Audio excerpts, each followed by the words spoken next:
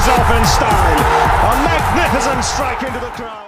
வணக்கம் நண்பர்களே, welcome to channel cocktail furious. அப்பா என்ன செஷனுங்க, அதாவது டே 4 ஃபர்ஸ்ட் செஷன் களை கட்டிருச்சுன்னு தான் சொல்ல முடியும். செம என்டர்டைன்மெண்ட், த்ரில்லு, டென்ஷன் எல்லாமே இருந்துச்சு.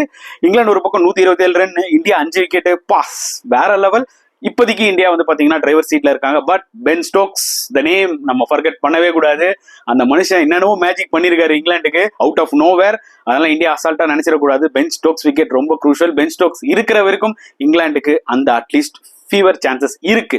பட் முதல்ல இந்தியாவை நம்ம வந்து பாராட்டி ஆகணும். இந்த வே அவங்க வந்து இன்னைக்கு உள்ள வந்து போலிங் போட்டது, என்னதான் இங்கிலாந்து வந்து கவுண்டர் அட்டாக் பண்ணாலும் வந்து பாத்தீங்கன்னா இந்தியன் போலர்ஸ் சூப்பரா போட்டாங்க. ஸோ முதல்ல நம்ம அஸ்வினை தான் கங்க்ராச்சுலேட் பண்ணணும். ஃபர்ஸ்ட் இன்னிங்ஸ்ல ஒரு விக்கெட்டே எடுக்கல.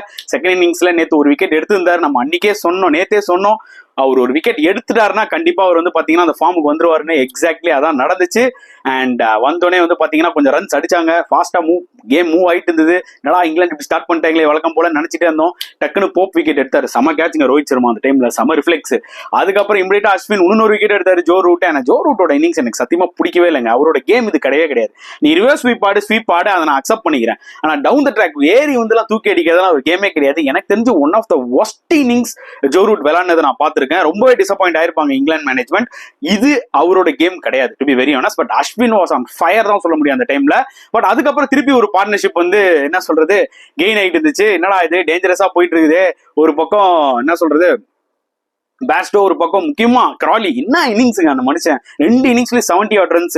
லிட்டரலி ஸ்டெடியா இங்கிலாந்துல பேட்ஸ்மேன்ல தெரிஞ்சது வந்து பாத்தீங்கன்னா கிராலி தான். இந்த மனுஷன் நின்னானா சீக்கிரம் முடிச்சுருவாண்டா மேட்ச்ன்ற மாதிரி டிஃபென்ஸா இருக்கட்டும், அட்டாக்கிங் ஷாட்ஸா இருக்கட்டும், எல்லாமே வேற லெவல்ல விளையாடிட்டு இருந்தாரு அவரு. அண்ட் சீரியஸாவே வந்து பாத்தீங்கன்னா அந்த பார்ட்னர்ஷிப்பை எப்படா பிரேக் பண்ணுவாங்கன்னு சொல்லி நம்ம நினைச்சுக்கிட்டே இருந்தோம். ஒரு வழியா ரோஹித்துக்கு வந்து குல்தீப் கண்ணில் பட்டாரு போல இது. குல்தீப் கையில பால கொடுத்தாரு. உடனே வந்து பாத்தீங்கன்னா பலன் கிடைச்சிருச்சு. அந்த பால் வந்து பாத்தீங்கன்னா ரிவ்யூ போவாங்களா மாட்டாங்களான்ற மாதிரி இருந்தது. ஒரு வழியா ரோஹித் சர்மா லாஸ்டா ரிவ்யூ போனாரு. கரெக்டா லைன்ல பிச்சாய் லெக் ஸ்டம்பில் அடிச்சது. நம்மளே எதிர்பார்க்கல, அடடா இது விக்கெட் வருமான்ட்டு. அண்ட் அப்படியே குதிக்கிறாங்க அப்படியே இந்தியன் பிளேயர்ஸ் எல்லாருமே. And the same time England management வந்து பாத்தீங்கன்னா ஸ்டாஃப்ல வந்து ஒரே ஒரு மாதிரி டென்ஷன் ஆயிட்டாங்க. ரீப்ளே பார்த்துன்னு இருக்காங்க, எப்படா அது ஸ்டம்பில் அடிக்குது கரெக்டா லெக் ஸ்டம்பிள்ன்ற மாதிரி பார்த்துட்டு இருந்தாங்க. ஏன்னா சச்ச மேசிவ் விக்கெட்டுங்க அது. அதுவும் ஜாக் கிராலி இது எந்த லெவல்ல விளையாடிட்டு இருந்தாரு. அதுக்கப்புறம் Bumrah magic. So vital wicket of என்ன சொல்றது Bairstow. Just fraction of minutes முன்னாடி, லஞ்சுக்கு முன்னாடி ரொம்ப ரொம்ப குரூஷுவல்.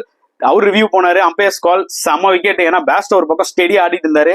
இப்போ ஸ்டோக்ஸ் ஒரே நம்பிக்கை தான் இங்கிலாந்துக்கு. இருந்தாலும் ரொம்ப ரொம்ப கஷ்டம். என்னதான் இருந்தாலும் இந்த 4th இன்னிங்ஸ் இந்தியாவில் விளையாடுறது இதாங்க ஒரு பிரச்சனை.